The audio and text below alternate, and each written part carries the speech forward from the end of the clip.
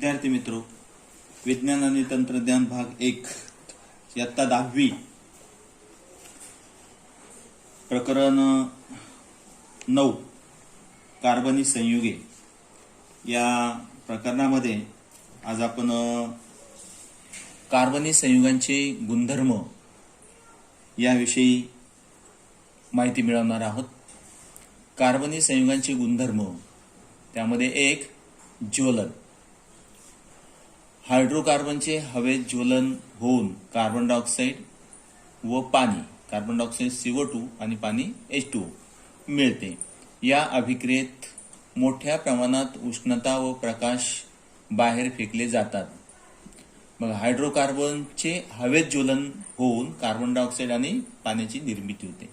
हायड्रोकार्बनचं उदाहरण घेतलं आपण मिथेन CH4 आणि याचं आपण काय केलं, हवेमध्ये ज्वलन केलंय आणि हवेमध्ये ज्वलन करताना ऑक्सिजनशी संबंध येतो, म्हणजे ट्वाइस O2 आणि कार्बन डायऑक्साइड CO2 आणि पाणी यांचे हे आपल्याला मिळू शकतात आणि उष्णता व प्रकाश हे जे आहेत हे बाहेर फेकले जातात।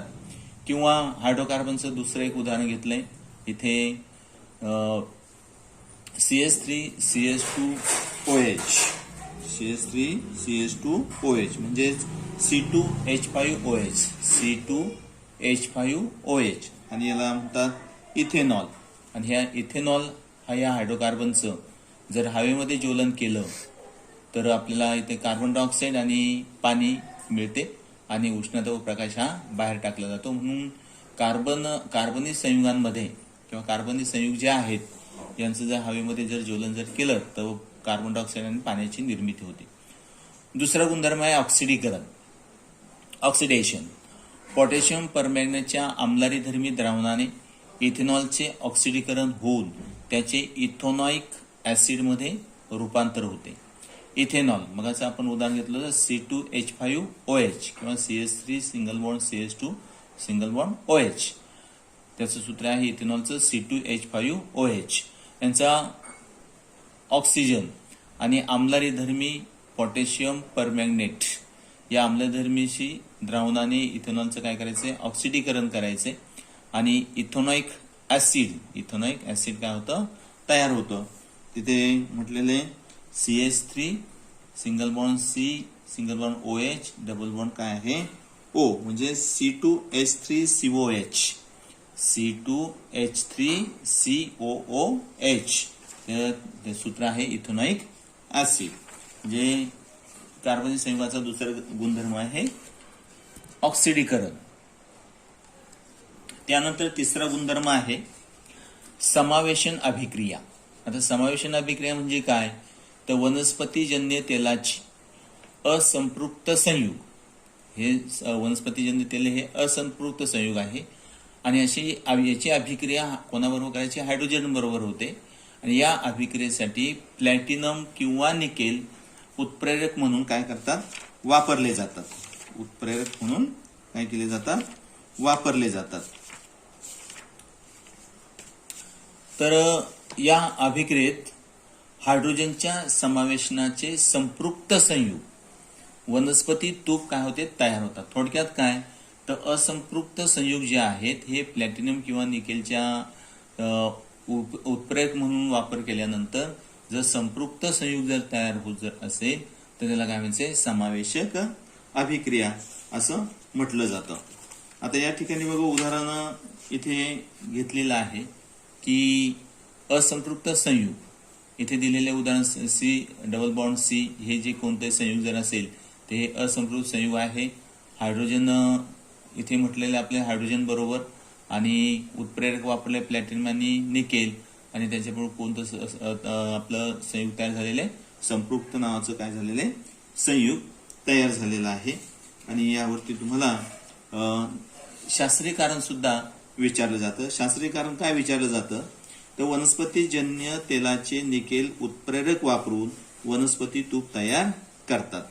तर मग यासाठी काय, तर वनस्पती तेलाच्या रेणूंमध्ये लांब व असंपृक्त कार्बन शृंखला असतात आणि कार्बन कार्बन बहुबंध हा क्रियात्मक गट असलेली असंपृक्त संयुगे समावेशन अभिक्रिया देतात व तयार होणारे उत्पादित हे संपृक्त संयुग असते। वनस्पती तेलांचे निकेल उत्प्रेरक वापरून हायड्रोजनीभवन करतात आणि हायड्रोजनीभवनामुळे समावेशन अभिक्रिया होते व त्याचे रूपांतर संपृक्त शृंखलेमध्ये होते, त्यामुळे वनस्पती तूप काय होते, तयार होते. त्यानंतर चौथा गुणधर्म आहे प्रतियोजन अभिक्रिया. संपृक्त हायड्रोकार्बनमध्ये एकेरी बंध खूप प्रबळ असल्याने अभिक्रियाशील नसतात. मात्र सूर्यप्रकाशाच्या सानिध्यात संपृक्त हायड्रोकार्बनची क्लोरीन बरोबर जलद अभिक्रिया होते. कोणाबरोबर होते, क्लोरीन बरोबर. आणि या अभिक्रियेत एकक करून सर्व हायड्रोजन अणूंची जागा कोण घेते, क्लोरीन अणू घेतात. जेव्हा रेणूमधील एका प्रकारच्या अणूंची किंवा अणुगटाची जागा दुसऱ्या प्रकारचा अणू किंवा अणुगट घेतो तेव्हा त्या अभिक्रियेला काय म्हणायचे, प्रतियोजन अभिक्रिया म्हटली जाते. आता इथे मिथेनच्या क्लोरिनीभवनाने एकूण 4 उत्पादिते इथे तुमच्या समोर दाखवलेली आहेत. पहिलं बघा, मिथेन क्लोरीन बरोबर अभिक्रिया झाली, सूर्यप्रकाशामध्ये आपण सांगितलेलं आहे. इथे CH3 plus Cl plus HCl ही अभिक्रिया घडून हायड्रोक्लोरिक आम्ल काय होते, तयार होते. किंवा आपल्याला दुसरे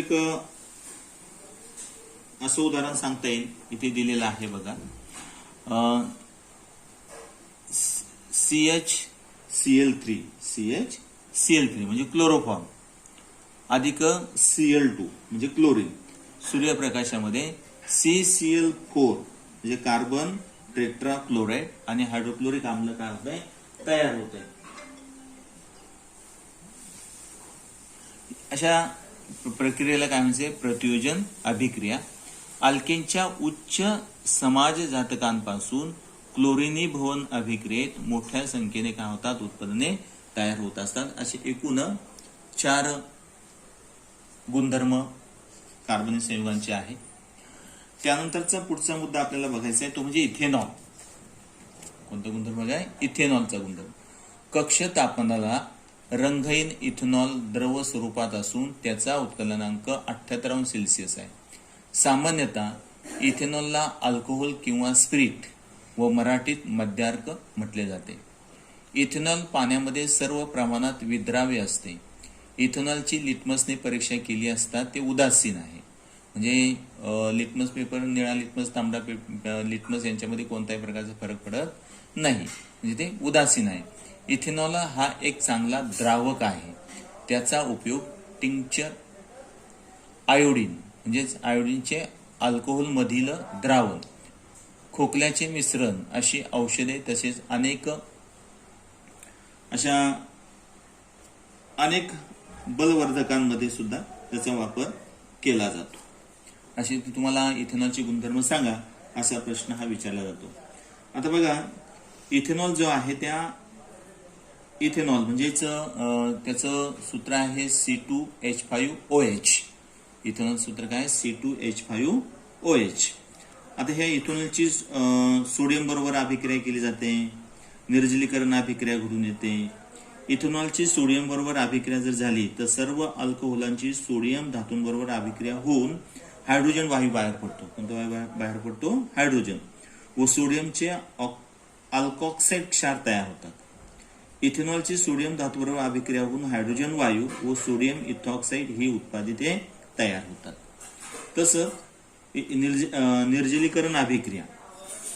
इथेनॉल अतिरिक्त सहन सल्फ्युरिक ऍसिड बरोबर 170°C तापमानाला तापवले असता त्याच्या एका रेणूमधून पाण्याचा एक रेणू बाहेर निघून जातो व इथिन हे असंपृक्त संयुग काय होतं, तयार होतं. दुसरा आहे इथेनॉइक ऍसिड. दुसरं काय आहे, इथेनॉइक ऍसिड. इथेनॉइक ऍसिड हा रंगहीन द्रव असून त्याचा उत्कलनांक 118°C आहे. इथेनॉइक ऍसिडला ऍसिटिक ऍसिड म्हणतात. काय म्हणतात त्याला, दुसरं नाव काय आहे, ऍसिटिक ऍसिड म्हणतात. हे द्रावण आम्लधर्मी असून त्यात निळा लिटमस लाल होतो. व्हिनेगार म्हणजे ऍसिटिक ऍसिडचे पाण्यामध्ये बनवलेले 5-8% द्रावण असते. लोणच्यामध्ये परिरक्षक म्हणून व्हिनेगार वापरतात. शुद्ध इथेनॉइक ऍसिडचा द्रावणांक 17°C आहे. त्यामुळे थंड हवामानाच्या प्रदेशात हिवाळ्यामध्ये इथेनॉइक ऍसिड कक्ष तापमानालाच गोठते व बर्फासारखे दिसते, म्हणून त्याला ग्लेशियल ॲसिटिक ॲसिड असेही म्हटले जाते. इथोनिक ॲसिड, आता इथोनिक ॲसिडचं सूत्र आहे CH3 सिंगल बॉन्ड COH. जसं मी C2H5OH इथेनॉलचं सोडियम बरोबर अभिक्रिया होते, निर्जलीकरणची अभिक्रिया होते, तसंच ह्या इथोनिक ॲसिडची सुद्धा आम्लारी बरोबर अभिक्रिया होते. इथोनिक ॲसिडची सोडियम हायड्रॉक्साईड या तीव्र आम्लारी बरोबर उदासीनीकरण अभिक्रिया होऊन क्षार व पाण्याची निर्मिती होते. तसेच इस्टरीभवन अभिक्रिया, आता इथोनिक ॲसिडची ॲसिड उत्प्रेरकाच्या उपस्थित इथेनॉलची अभिक्रिया केल्यास इथिल इथेनॉइट हा इस्टर तयार होतो. इस्टर हे गोड वासाचे पदार्थ आहे. बऱ्याचशा फळांना असलेला स्वाद हा त्यांच्यात असलेल्या विशिष्ट इस्टरमुळे असतो. सुवासिक द्रव्य व स्वाददायी पदार्थ बनवण्यासाठी इस्टर वापरला जातो.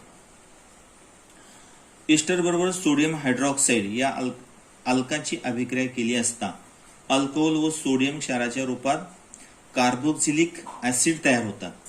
या अभिक्रियेला साबणीकरण अभिक्रिया म्हणतात, कारण मेदापासून साबण तयार करण्याची ही अभिक्रिया वापरली जाते. म्हणजे थोडक्यात तुम्हाला प्रश्न विचारला जातो, साबणीकरण अभिक्रिया थोडक्यात स्पष्ट करा. त्यानंतर पुढचा मुद्द्याकडे आपण विचार करूया, महारेणू व बहुवारिके. आता महारेणू म्हणजे काय, तर लक्षावधी अणूंपासून, अनेक लक्षावधी अशा अणूंपासून बनलेल्या प्रचंड कार्बन रेणूंच्या महारेणू म्हणतात. असे जे लक्षावधी अणू घेतले आणि त्यांच्यापासून प्रचंड कार्बनचे रेणू तयार झाला तर त्याला काय म्हणायचे, महारेणू म्हणायचे. नैसर्गिक महारेणू, पॉलीसॅकराइड हे एक नैसर्गिक महारेणू आहे. प्रोटीन किंवा न्यूक्लिक ॲसिड, रबर इत्यादी हे नैसर्गिक आहे महारेणू आहे. आता त्यामध्ये काही मानवनिर्मित महारेणू आहेत. त्यामध्ये आहे इलेस्टोमर, आता मानवाने तयार केलेले हे प्लास्टिक किंवा नायलॉन हे जे काय आहे हे महारेणू आहेत, पण हे कोणी तयार केलेले, मानवाने तयार केले, म्हणून मानवनिर्मित महारेणू त्यांना म्हटलं जातं. पुढचा मुद्दा बहुवारिकी म्हणजे काय, लहान घटकाच्या नियमित जे लहान लहान घटक आहेत त्यांचं नियमित काय व्हायची, पुनरावृत्ती होते आणि तयार झालेल्या जो महारेणू आहे त्याला काय म्हणायचे, बहुवारिक म्हणायचे. ज्या लहान घटकांच्या नियमित पुनरावृत्तीने बहुवारिक बनतो त्या लहान घटकाला एकवारिक म्हणतात. काय म्हणतात, एकवारिक म्हणतात. आता बघा, ज्या लहान घटकांच्या नियमित पुनरावृत्तीने, आता इथे दिले बघा तुमच्या समोर C डबल बॉन्ड C, इथे H असं म्हटलंय. आता यांची काय झाली पुनरावृत्ती म्हणजे आता ही काय आहे, इथिलीन आहे. काय आहे, इथिलीन. हे यांची सतत पुनरावृत्ती होत असल्यामुळे ते काय झाले, इथिलीन एकवारिक. बरोबर आहे. आता ज्या अभिक्रियेने एकवारिक रेणूंपासून, आता हे एकवारिक रेणू जे आहेत यांच्यापासून बहुवारिक तयार होतो. काय तयार होतो, बहुवारिक. आणि जो बहुवारिक तयार होतो ती अभिक्रिया जी आहे ती कोणती आहे, त्याला बहुवारीनं म्हटले जातं. इथिलीन एकवारिक, इथे बघा इथिलीन एकवारिक पासून पॉलीइथिलीन, इथे बघा पॉलीइथिलीन हा काय जो तयार झालेला आहे हा काय आहे, बहुवारिक तयार झालेला आहे. मग इथे बघा ही इथिलीन एकवारिक जेव्हा आपण एकत्र केले तेव्हा हा मोठा एक रेणू काय होतो, तयार होतो, बहुवारिक तयार होतो. आणि त्याला तो जर इथिलीन एकवारिक पासून जो बहुवारिक कण ही अभिक्रिया घडून पॉलीइथिलीन हा बहुवारिक काय होतो, तयार होतो. आता इथे काही मी तुमच्यासमोर एक तक्ता दिलाय, त्याच्यामध्ये काही उदाहरणं आहेत. इथे बघा एकवारिक वर त्याची रचना सूत्र दिले. मगाच्या मागचं उदाहरण आपण घेतलंय इथिलीन, त्याचं रचनासूत्र आहे CH2 डबल बॉन्ड CH2 आणि यांच्यापासून जे बहुवारिक मिळते ते कोणते, पॉलीइथिलीन. आणि ह्या बहुवारिकाचं इथं रचनासूत्र दिलेलं आहे आणि त्याचा उपयोग काय आहे, पिशव्या आणि खेळाडूंचे कपडे तयार करण्यासाठी या पॉलीइथिलीनच्या बहुवारिकाचा उपयोग होतो. किंवा दुसरं एकवारिक दिलेले स्टायरीन, त्याचं सूत्र आहे C6H5 single bond CH double bond CH2 आणि यांच्यापासून जे बहुवारिक जे तयार होतं ते आहे पॉलिस्टायरीन. आणि ह्या पॉलिस्टायरीन बहुवारिकाचा उपयोग आहे थर्मोकॉलच्या वस्तू बनवण्यासाठी. त्यांचा उपयोग हा तयार केला जातो. अशी तुमच्यासमोर हा एक तक्ता दिलेला आहे. एकवारिक दिलेली आहे, रचनासूत्र दिले, त्यांच्यापासून बनवलेलं बहुवारिक दिलेलं आहे आणि त्यांचा या ठिकाणी झालेला उपयोग हाही दिलेला आहे. काही नैसर्गिक बहुवारिके आणि त्यांचा आढळ या तक्त्यामध्ये दिलेला आहे. काही नैसर्गिक बहुवारिके आहे, उदाहरणार्थ पॉलिसॅकराइड हे नैसर्गिक बहुवारिक आहे. त्या ग्लुकोज ह्या एकवारिकापासून तयार झालेला आहे, तो स्टार्चमध्ये आढळतो. सेल्युलोज हे एक बहुवारिक आहे, नैसर्गिक आहे, त्याचं ग्लुकोज या एकवारिकापासून तयार झालेले आहेत आणि याचा आढळ आहे लाकूड, वनस्पती, पेशीभित्तिका यांच्यामध्ये त्या आढळ आहे. त्यानंतर नैसर्गिक बहुवारिक आहे प्रथिन आहे, त्याचे एकवारिक आहे अल्फा अमिनो ॲसिड आहे. स्नायू, केस, विकर, अंडे, त्वचा यांच्यामध्ये हे बहुवारिके एकवारिके आढळून येतात. किंवा अजून इथे एक उदाहरणं तुमच्यासमोर दिलेले आहेत. त्यामध्ये बहुवारिक आहे रबर आणि ते एकवारिक आहे, एकवारिकाचं नाव आहे आयसोप्रीन. त्याचं इथं रचनासूत्र दिलेलं आहे आणि त्याचा आढळ रबर हे रबराच्या झाडाचा चीक जो आहे त्याच्यामुळे त्याचा आढळ दिसून येतो. विद्यार्थी मित्रांनो, याच्यावरती तुम्हाला आपण जे मुद्दे बघितले त्या मुद्द्यावरती स्वाध्याय तुमच्यासमोर दिलेला आहे. इथेनॉलचे उपयोग लिहा, इथेनॉलिक ॲसिडचे गुणधर्म लिहा, इथेनॉलची सोडियम धातूवर अभिक्रिया केली असता काय घडते असे प्रश्न तुम्हाला विचारले जातात. किंवा 2 नैसर्गिक बहुवारिके सांगा, त्यांचा आढळ सांगा. किंवा असा प्रश्न विचारला जातो की विविध पॉलिइथिलीनचा या बहुवारिकाचा उपयोग सांगा. किंवा पॉलिप्रोपिलोन या बहुवारिकाचा उपयोग काय आहे. 1 मार्कासाठी प्रश्न हा विचारला जातो. विद्यार्थी मित्रो, आतापर्यंत आपण जे या प्रकरणामध्ये ज्या मुद्द्यांचा अभ्यास केला त्यामध्ये काही स्वाध्याय दिलेला आहे, तो स्वाध्याय तुमच्या वहीमध्ये पूर्ण करून घ्यायचा आहे. धन्यवाद.